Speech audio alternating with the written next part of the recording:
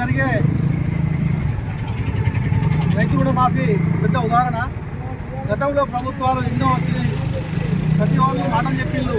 గత ప్రభుత్వం కూడా మేము ₹1,00,000 మాఫీ చేస్తాం, విడుదల వారీగా చేస్తాం అని చెప్పి విడుదల వారీగా పోయి అసెంబ్లీ సాక్షిగా కేసీఆర్ గారు ఏం చెప్పిందంటే సాధ్యం కాదు, అది ఎవరు చెప్పిండే మీకు ఏ రాష్ట్రంలో ఇది సాధ్యం కాదు రుణమాఫీ అనేది అసెంబ్లీ సాక్షిగా చెప్పాడు. ఆయన ఈ రోజు ఎక్కడ పెట్టుకున్నాడు, ఆయన ముఖం కలగా ఎక్కడ పెట్టుకున్నాడు, ఆయన ఆలోచించుకోవాలి, వాళ్ళ పార్టీ శ్రేణులు ఆలోచించుకోవాలి.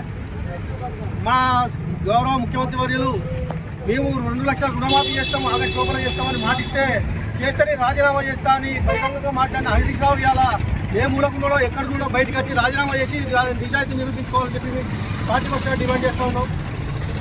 రేవంత్ రెడ్డి గారు ఇచ్చిన మాట ప్రకారం ఆగస్టు కాకుండా ముందే ఈ రోజే జూలైలో ఈ రోజే 18వ తారీఖు సాయంత్రం వరకు ₹1,00,000 వరకు ఏకరాతి రికార్డుగా ₹1,00,000 వరకు మాఫీ చేస్తున్నాడు.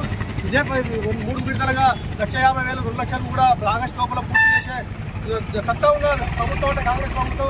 రైతు పక్షవాది కాంగ్రెస్ ప్రభుత్వమే. రైతు పక్షవాది ఏ పార్టీకి రైతు మీద ప్రేమ లేదు.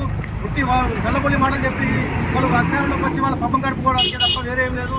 నిజమైన రైతు పక్షవాది అంటే కాంగ్రెస్ అంటే రైతు ప్రభుత్వం.